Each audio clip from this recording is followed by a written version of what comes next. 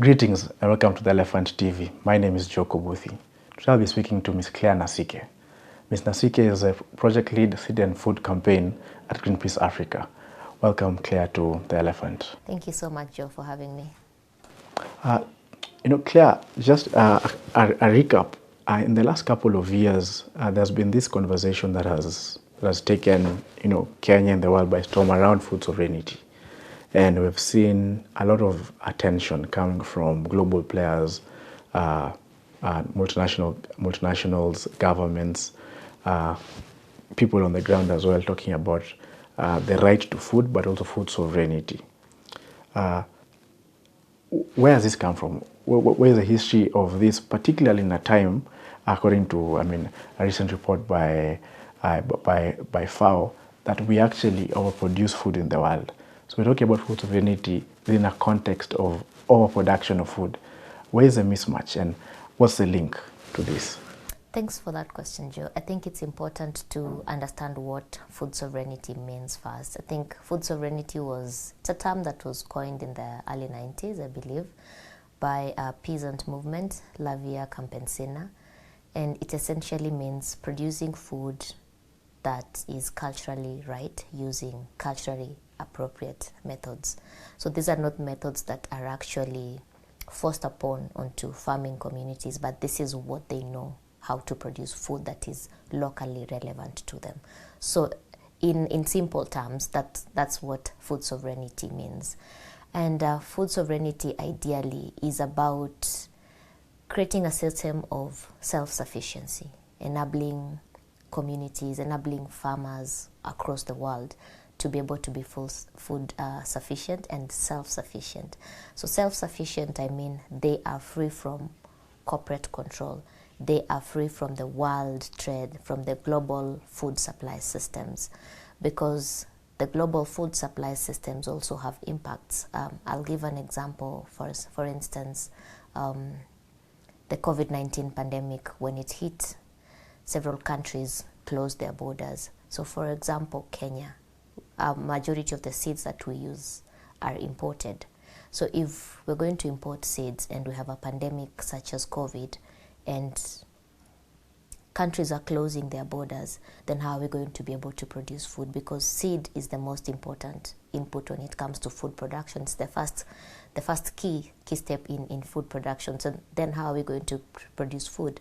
Then that sort of leaves communities exposed to issues of hunger, to issues of malnutrition, because now our food system is dependent on other countries. Probably it is dependent on imports, which happen under the global supply of food.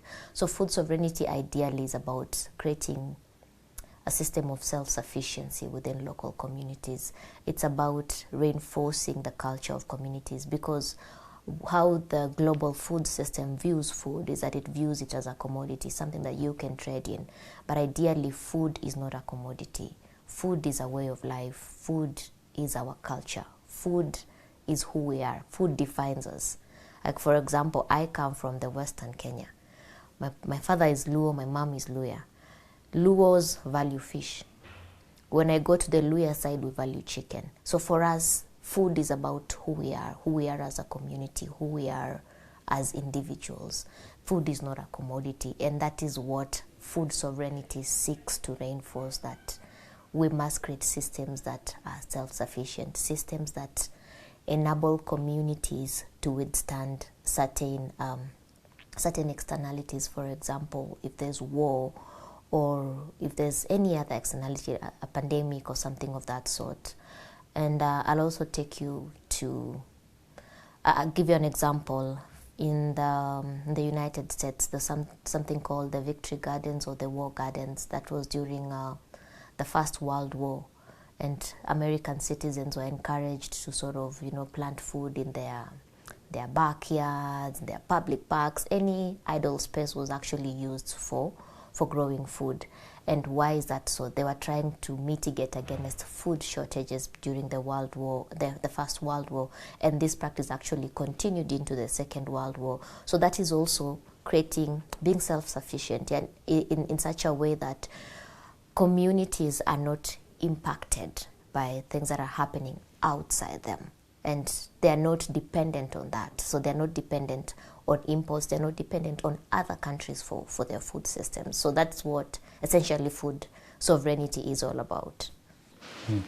You mentioned seeds in your conversation, and the last couple of years post the Constitution of Kenya, there's a constitution in its Bill of Rights talk about Kenyans' right to food, etc. I think Article 43 of the Constitution, and I mean there's been a lot of work that has happened, particularly around with non-governmental organizations, CBOs, farmers, peasant movements, etc., just trying to push for food sovereignty.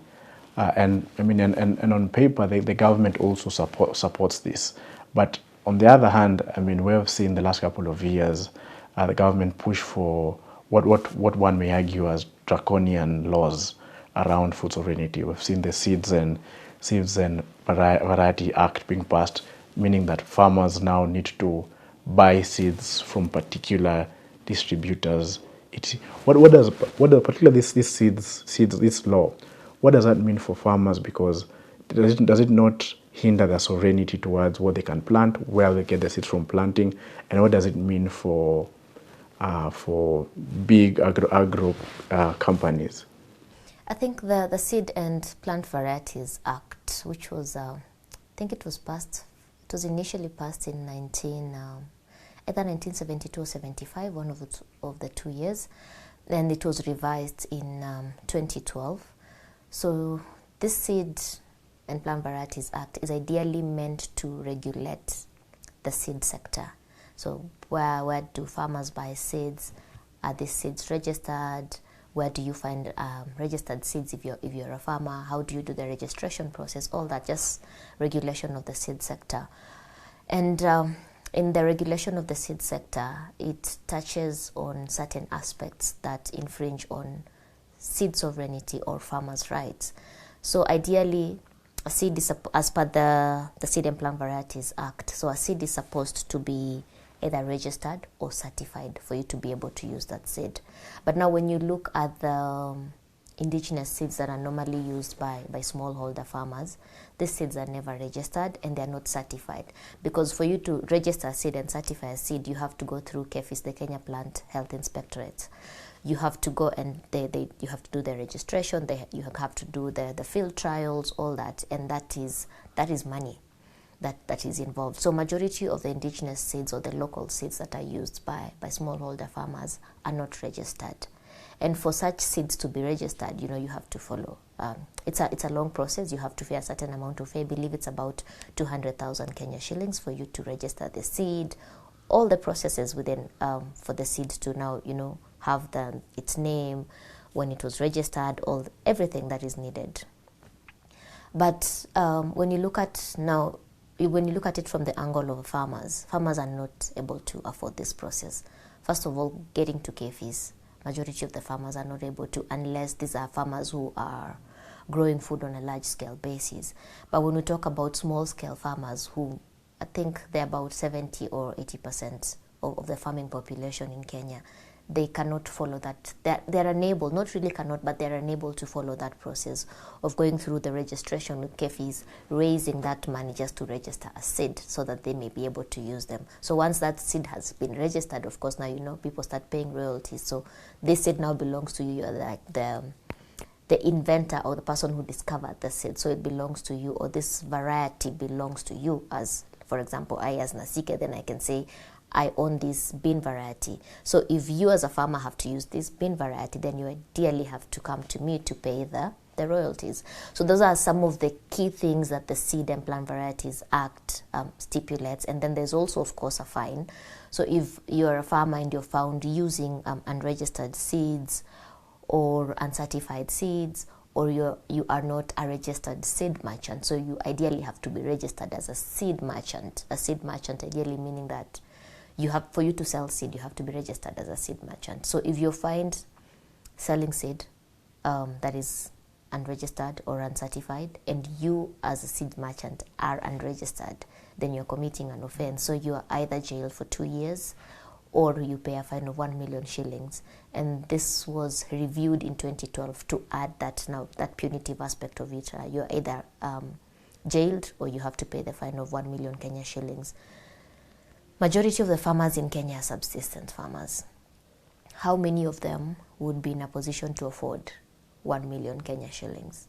Or even, let's just say 500,000 Kenya shillings. They can't afford that. So this is definitely a punitive law that is sort of meant to control farmers. You have to put these farmers under a system. And this system means them obtaining their seeds from this place, which means that they have to buy. And if they have to buy, these people who are providing the seeds are making profit at the expense of these farmers.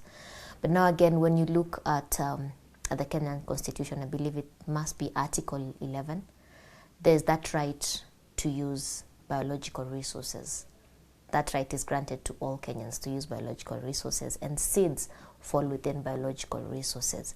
So smallholder farmers or just farmers in Kenya have a right to use those seeds, whether registered or unregistered. So what the seed and plant variety does is that it forbids a right that is already granted by the Constitution, bearing in mind that the Constitution is the supreme law of the land. So if the Constitution says I have a right to use the seed, and we have a subsidiary legislation or act that bars me from using that seed, then that's null and void. I as a farmer have to continue using the seed, because the Constitution is the supreme law of the land. If you take me to court for using your seed, but this seed, our community has been using it for eons, because seed exchange is a cultural practice. Precisely. Yeah, it's a practice that has been done for ages. Like, I grew up in Budalangi, and we used to see that. I used to see my grandma save seeds. Sometimes she would keep some maize seeds. We used to have red and yellow maize seeds that I used to see. I no longer see them anymore. But she would keep them over the kitchen for the smoke to go through the seeds, and then they would never be attacked by any pests whatsoever, weevils or anything whatsoever. And the next planting season should actually grow this. So this is a practice that I've grown up seeing. I've also interacted with farming communities across the country, and majority of them tell you this is part of who they are as a community. This is their culture. And I remember at one time, farmers in Ukambani were telling me that if a farmer comes to you, a fellow farmer, your neighbor comes to you to ask for seeds, and you deny them, or you don't want to share with them the seeds, you can actually be excommunicated from their community, because it's like you're denying someone a chance to live. You're denying them a chance to grow food. So for them, it's part and parcel of their life. It's their way of life. So to have a law that criminalizes the exchange and selling of seeds, it's completely absurd. And if you also look at the statistics, how much of the seeds that farmers use to grow food, like the indigenous seeds, about 80 to 90% of the seeds used to grow food are indigenous seeds, and they are obtained from the informal local food systems. So these are the markets where, as a farmer, you've harvested plenty of food. So you keep some aside as your food, and then you take the extra to the market, which you sell as seed. So these farmers are not registered, and it's completely absurd to require that these farmers are registered. And that's why I term this as control. You want to control what farmers do, where they get their seeds, but who is benefiting in all this. And I like to say that sometimes it's government officials who have vested interests in the agriculture sector, particularly the agrovets or the seed companies. And then we also have the multinational corporations who make profit by selling seed to the farmers. Because if farmers are saving their own seeds, then those multinationals have no business, because the farmers will be self-sufficient. So this is also about breaking that cycle of self-sufficiency, making farmers dependent on some multinational companies for seed, which then means that we as a country, for example, if we're dependent on external suppliers of seed, then we can easily be controlled. Because if someone is controlling our food, then they tell us what to do. They dictate how we do things, because at the end of the day, they know they are controlling what we eat, what's on our plates. And a hungry man cannot make many decisions independently. So if you're controlled, then if they say, Kenya, we want you to do this, Kenya will definitely do that, because you're looking at the population not having food, the population dying because we're unable to have a system of self-sufficiency of growing our own food. I mean, you talked about, hunger and politics, which is, I think, and I mean, in true fashion, we're in the political season. In less than 10 days, Kenya goes to the polls, and Kenyans are going to vote for whichever party and leader that they desire. But this season has been interesting because I think perhaps it's a first election where manifestos have also become centered debate to what politicians are promising to Kenyans. And in both manifestos, not both, but I mean in three manifestos, the Wajackoyah's manifesto, the Azimio manifesto, and the Kenya Kwanza manifesto, all of them have highlighted conversations around agriculture and what they desire to do for Kenyans. In your view as an expert, looking at these manifestos, what would you say? Have they articulated the problems what Kenyans are facing within this sector and given correct policy direction, or do you think it's just the usual politicians just taking cherry picking a few promises and feeding the masses? In terms of it's a very interesting question. But in terms of the manifestos, ideally the manifestos are supposed to improve our way of life. Like we, the voters, we Kenyans, they're supposed to do that. But what has been happening in the recent past is that manifestos are just a way of politicians to campaign, like a tick box, I have a manifesto, here it is, but that manifesto is not addressing your problems or our problems as Kenyans and how these leaders intend to solve those problems. I went through two manifestos, that's the Kenya Kwanza manifesto and the Azimio la Umoja manifesto. I didn't manage to go through the Wajackoyah manifesto, Roots Party manifesto. I checked their website and I didn't find it. So I believe that their website was the most credible source of their manifesto. So since it wasn't there, I didn't look at it, but I looked at the two. For Kenya Kwanza and Azimio, they both agree on one thing, that agriculture is important for our country, for the development of our country. And I tend to agree with them. But I think Kenya Kwanza did a better job in terms of identifying what the issues that are ailing the agricultural sector in Kenya are, and even offering tangible solutions that we as Kenyans can read through their manifesto and hold them accountable. In terms of Azimio, they just mention it as one of the top agendas. I think they have it as agenda 4 of their priority agendas. I think it's called Fukuza Njaa or something of that sort. But that's it. They just talk of, okay, what's ailing the agricultural sector. They're talking of access to inputs, access to credit, and then fragmented land, amongst other issues. But that's just about it. They don't go further and talk about, so if we're talking of fragmented land, how much of this fragmented land is there currently in Kenya? And how is it impacting food production? What are the numbers? I was expecting to see a lot of numbers when Azimio mentioned that, fragmented land is one of the issues ailing the agricultural sector. If you look at some of the fertile counties or the counties with a lot of fertile land or arable land, most of these counties have moved away from growing food to investing in real estate. So I was very keen to read the impact, like the stats as Azimio has had on, fragmented land. How are they going to tackle that? Are they going to pass policies that sort of, bar some of these counties, like these counties with fertile soils, from venturing deeper into real estate and saving this land for food production. So none of that was actually captured there. There was no numbers, there was no roadmap of how they are going to do that. And I also noticed from both manifestos that they were really heavy on access to inputs, which is a good thing. Farmers need inputs, but I think how the definition of inputs is what I have a problem with. They spoke of access to seeds, and majorly this is certified seeds.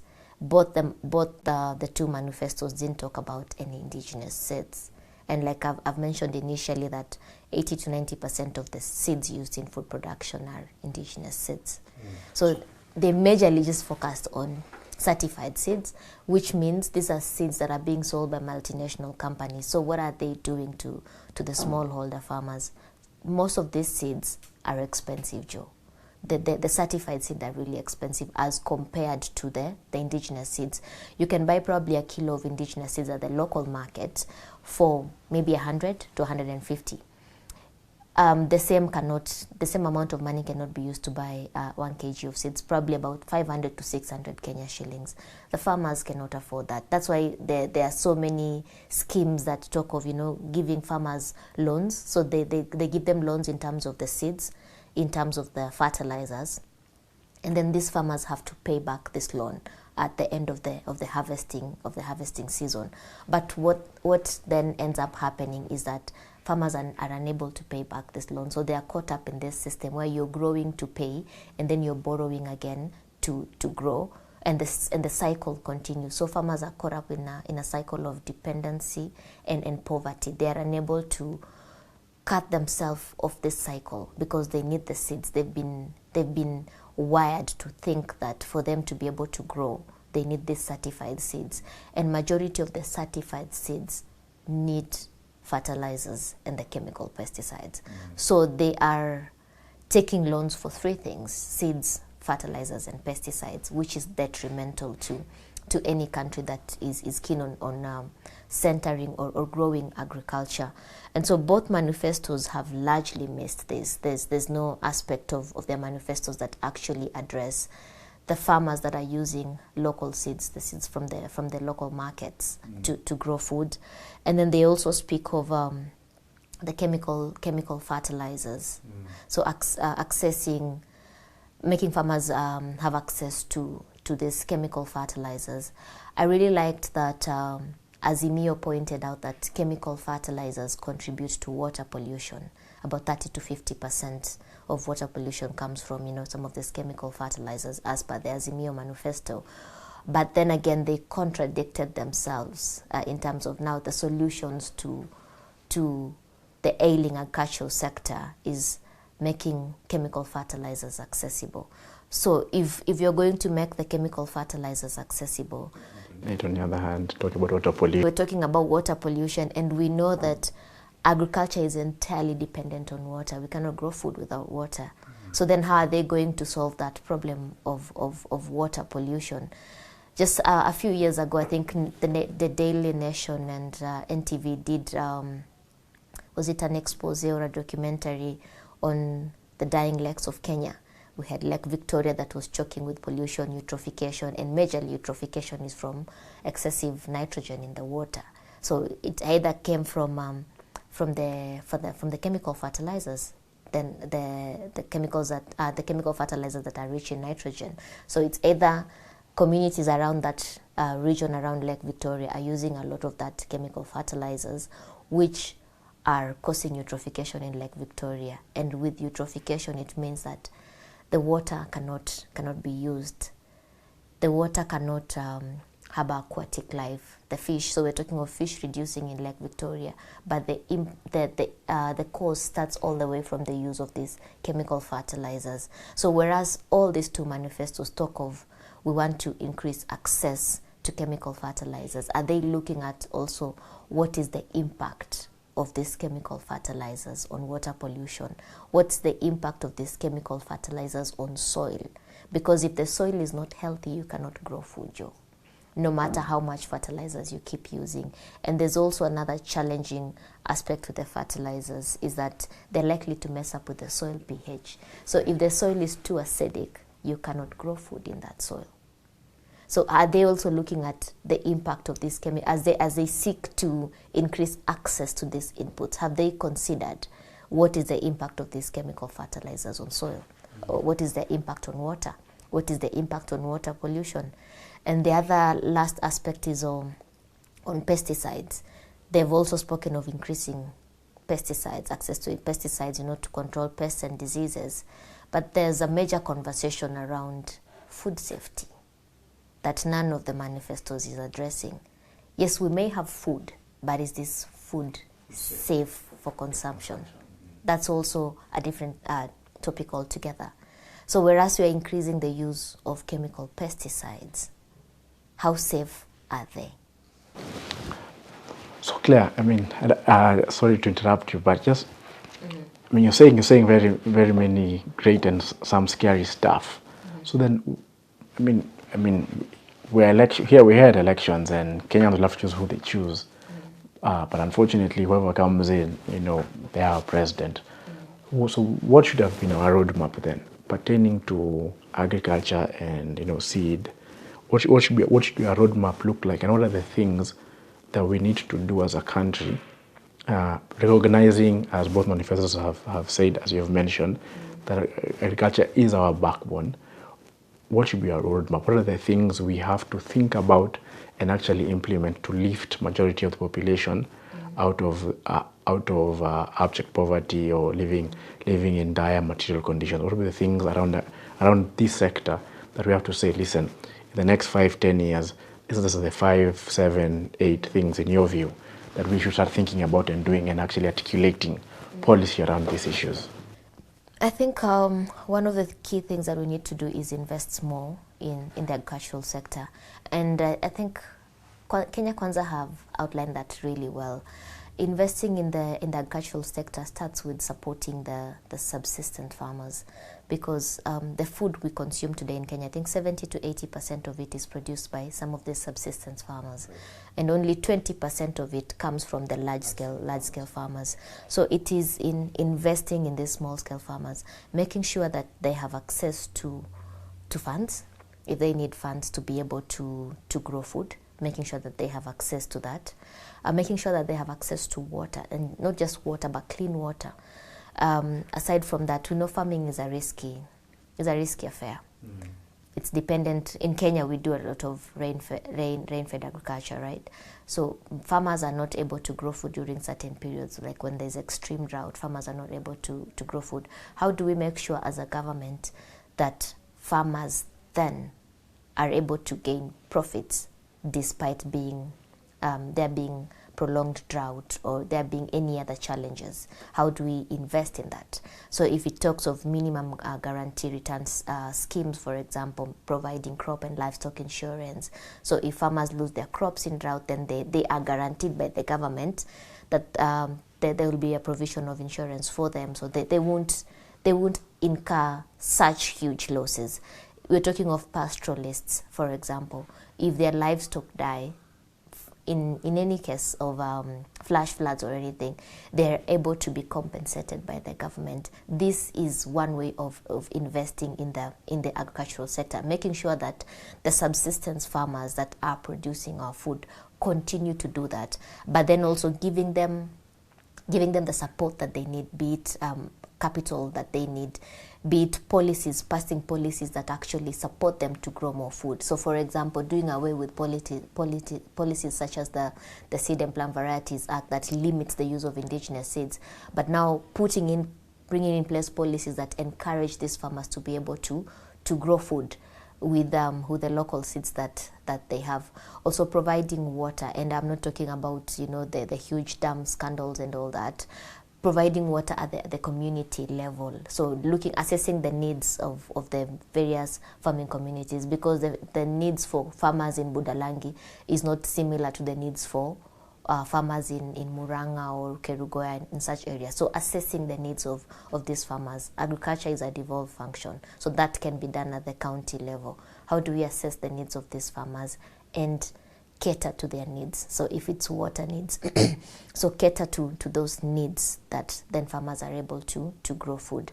Aside from that, also provision of infrastructure.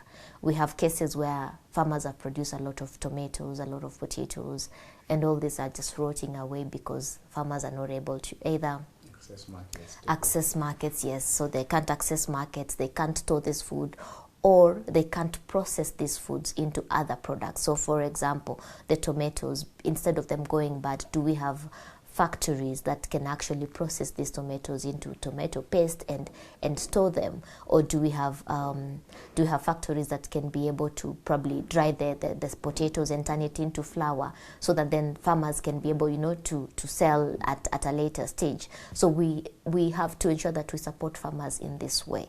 That way, then we're investing into the agriculture sector. And once we invest into the agriculture sector, more jobs are likely to be created from these investments. So if you're talking of infrastructure, okay, we've created certain value chains. That's employment in manufacturing, because we need, food processors, we need that. We're creating employment in all the various sectors, and that what essentially boils down to is that now farmers have money in their pockets. They can be able to spend this money in other sectors, and that way then we keep growing the economy and expanding the economy. So for me, my major key takeaway would be that we invest in the agricultural sector more, just making sure that farmers have funds and are supported to be able to produce more food, as opposed to trying to limit farmers from producing more food, like what I've seen in the Azimio Manifesto. Again, this is non-partisan, in case anyone is thinking, oh, I'm against Azimio or I'm against Kenya Kwanza. This is just completely non-partisan.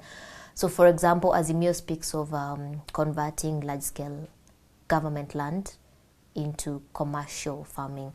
So, you see, commercializing farming is a good thing, but if we have a benevolent government.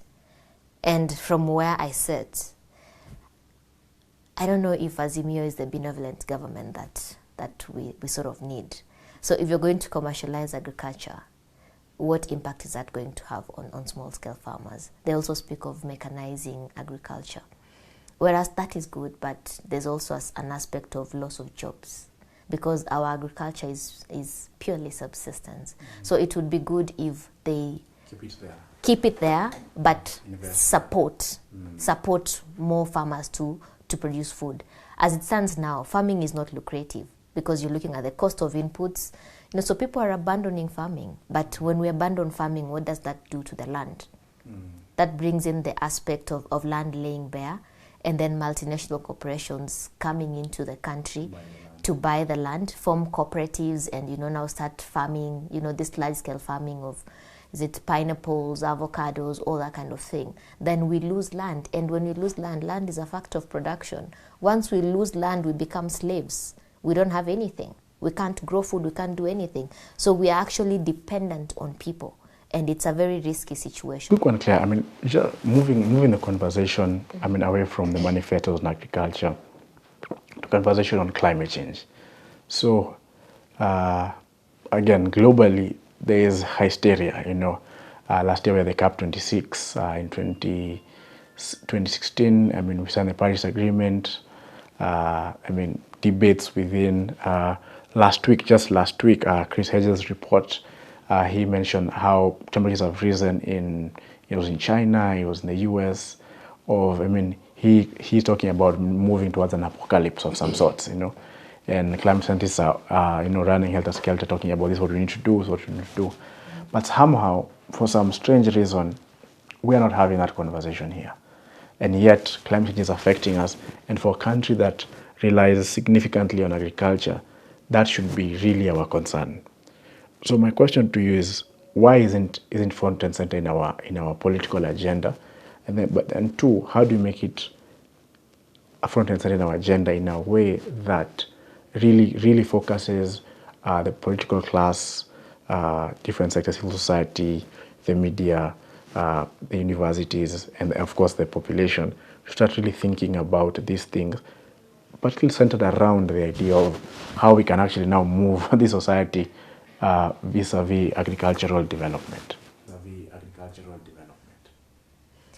Climate change, mostly, it's treated as an entity on its own. Because when you look at the conversations that politicians have, they barely mention it. Or when they do, they mention it in passing, like, okay, we are going to address climate change. But what is climate change? How are they going to address it? And just to link your question with what is currently happening, like again, I was going through the presidential manifestos, and most of them, they just talked of very few things in relation to climate change. Like, we're going to address climate change. That's it. We're going to look for green solutions towards addressing climate change, and that was about it. There was no allocation of funds, for example, when it comes to dealing with climate change or the impacts that are arising from climate change. There's nothing of that sort. So we can't really tell what exactly do they want to do with climate change. Whereas they have big plans in agriculture, they have big plans of not transforming agriculture and all that. But that cannot happen in exclusion of climate change, because climate change leads to extreme weather events. For example, we have seasons where we're getting a lot of rainfall than we're supposed to in a certain rainfall season. Or like, for example, last year in October to December, that's when we get, September to November, thereabout, that's when we get the short rains. But the short rains were sporadic. So how then do they link this to climate change? The short rains being sporadic, not being enough. How then do they link this to agriculture, and what impact is it likely to have on agriculture? So I think when we're having conversations around climate change, we only think of climate change as planting trees in a way to mitigate greenhouse gas emissions.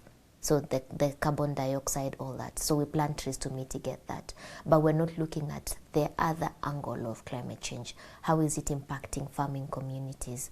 Communities that are entirely dependent on agriculture for their livelihood. We're not talking of how these communities have been affected. They don't have water. For example, the streams that they're dependent on for growing food are drying. We're not talking about water provision. How are we going to make sure that these communities adapt to this? They're able to live with this, changing climatic patterns. For example, the weather is going to be harsh, there's going to be prolonged drought. How are we as a government then making sure that these communities are able to adapt to this, they're able to live with this? And then there's also another aspect of climate change, which is now mitigation. How do we reduce the greenhouse gas emissions? This is where things like planting trees come in. This is where things that like renewable energy, minimizing the dependence on fossil fuels comes in, because you're now looking at reducing the greenhouse gases greenhouse gas emissions into the atmosphere. And the greenhouses could be carbon dioxide, nitrous oxide, sulfur, all those kinds of gases. So that has not really been it has not taken the forefront in certain conversation and political conversations. It has not dominated, because I think like they don't see probably the link between climate change and agriculture. That link has been missing, and most of the time this link is always left to the NGO people, is always left to the climate scientists or the environmental scientists to sort of explain. But the political leaders, except a few, I've had the president talk about it. Of course, he has to. It's the president. Yes, the president has talked about it whenever he goes for these global forums. But at the national level, I don't believe there's much happening on the issue of climate change, aside from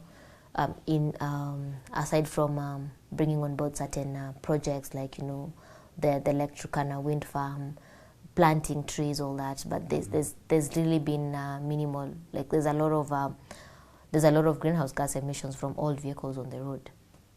Nitrous oxide is from the from the vehicles.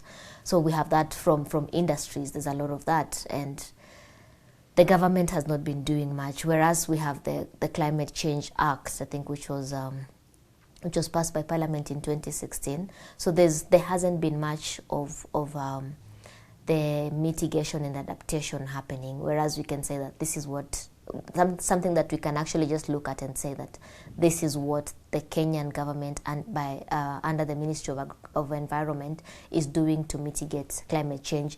This is how these two ministries are working together. There's a lot of talk on climate smart agriculture, all that. But now when it comes to the nitty-gritties, what are we doing to the communities? How are we training communities as a government, not as now the non-governmental organizations? What are some of these projects that have been implemented by the government, for example, to educate communities on the impact of climate change? How can they live with this? How can they adapt to climate change? Some of the ways in which they can conserve water, because one major impact of climate change is in water, drought. So when there's drought, there's minimal water. How then do you use the minimal water to be able to grow food? We talk of precision irrigation, micro irrigation. How are we training communities to use that from a national and a county perspective? I think that's some of the key things that are really missing when it comes to climate change. For us, I'm aware majority of it is all about planting trees, which is good. I'm not saying that, I'm not belittling it. It's good. But we need to move beyond just planting trees. We need to look at what are some of the dire consequences of climate change that need to be addressed by our leaders. I mean, this election in many regards has really shaped conversations around the livelihood question. So where in previous contexts, it was about constitutional change, reform, and perhaps this debate, in my view, might be the debate that might define this next 10 years. Because agriculture, again, is the backbone of our society. How do we frame this debate such that it's really centered around livelihood for the benefit and development of the Kenyan, and not for the political class or for multinationals, donors? How do we frame this conversation moving forward? I think first of all, it's holding our leaders accountable, and we as Kenyans are the only people who can hold our leaders accountable, because some of these leaders get away with what they get away because we as a people have let them. We don't hold them accountable. They buy our vote. So once they buy our vote, they feel entitled to do whatever they can. Remember the handouts that we know that they give to communities and to people during the campaign period. That's like buying your vote. So once they've bought your vote, when they get into power, they have to get that money back. And getting that money back means cutting or stealing money that is meant for developmental projects, such as projects in agriculture, projects in irrigation, all that. So they have to take that. So we need to move away from the politics of handouts, we as a people. We need to start holding our leaders accountable. How do we, when a leader comes to us, we need to start asking the pertinent questions. How are you going to improve my life with your manifesto? How will you improve my life? For example, I'm a farmer. I need input. I need seeds. This is what I use. How will you make sure that I as a farmer have access to a community seed bank, or we have community seed banks within our community where we can go and get seeds, or we have a market where we can sell our produce, like a guaranteed market where I can sell our produce? We need to move towards politics that is transformative, not politics that is degrading, because what we have right now is just politics that is degrading. We say mtu wangu, my person, like that. We vote for our tribes, ethnic politics. We vote for our tribes. But then after 5 years, we come back complaining. Oh, they didn't do this for us. But when we have that one person who has good intentions, we don't vote for them. And I like using this example a lot, the example of Boniface Mwangi. He was running for Member of Parliament, I believe, for Starehe. That's 2017. That's 2017. He was never elected. But afterwards, the constituents of Starehe, they used to come to him with their problems. Please solve this, or our land is being grabbed here. Please add your voice to this. But when he wanted them to vote for him so that he can go and represent their interests in parliament, they did not do that, because we have that mtu wetu kind of politics, or who has the most money, or who is giving me a lot, because most of the time they kept on saying Boniface has nothing, he's not giving money, right? So they voted for that person who was giving them hundreds shillings. But this person was only interested in the agenda, and that's the politics that we have. These politicians are interested in their agenda. Once they get in, they don't care about the common mwananchi. It's all about them. We have a few of them, like we have a few outliers who get in and they do what is right for their communities and their constituents. Like we had the former MP who passed on for Kibra. I can't recall his name. Was it Okoth? Yes. Ken Okoth, yes. So we have the likes of Ken Okoth who get in and they want to transform their communities. They want to transform the lives of their constituents. We also have a good example in Kakamega, like what Oparanya is doing, the governor. He's really doing an amazing job with the people of Kakamega. So we want to see politics that is uplifting, regardless of your tribe. When you're elected as a leader, you get in there to amplify the voices of Kenyans and to make decisions that improve the lives of Kenyans. We don't want to be singing the same song. Serikali saidia, our roads, are poorly built. Serikali saidia. Ideally, this is the job of the government, even before us Kenyans come in to say serikali saidia. But what has happened is that our leaders are sleeping on the job that we elect them to do.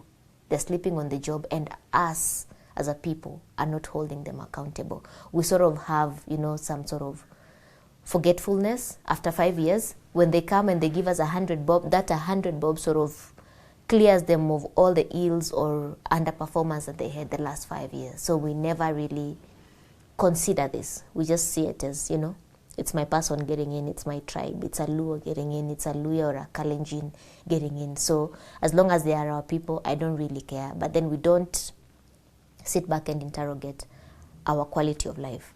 How is that going to be affected? Right now, unga, we're being told, is going to be subsidized. But after the elections, I'm sure the price of unga is going to go up. Right. Yeah. So how are we as Kenyans addressing that? Right now, we are so happy. The subsidy has come through, so we are able to get our unga at 100 shillings. But after the election, it's going to go back to 200 shillings. What's the problem? Taxation. How then do we ask our leaders to reduce the cost, the taxation, so that the cost of basics can come down, and we have a good life as Kenyans, instead of living from hand to mouth, which is what is happening right now. Thank you, Ms. Claire, for your time here at The Elephant. Thank you so much for having me.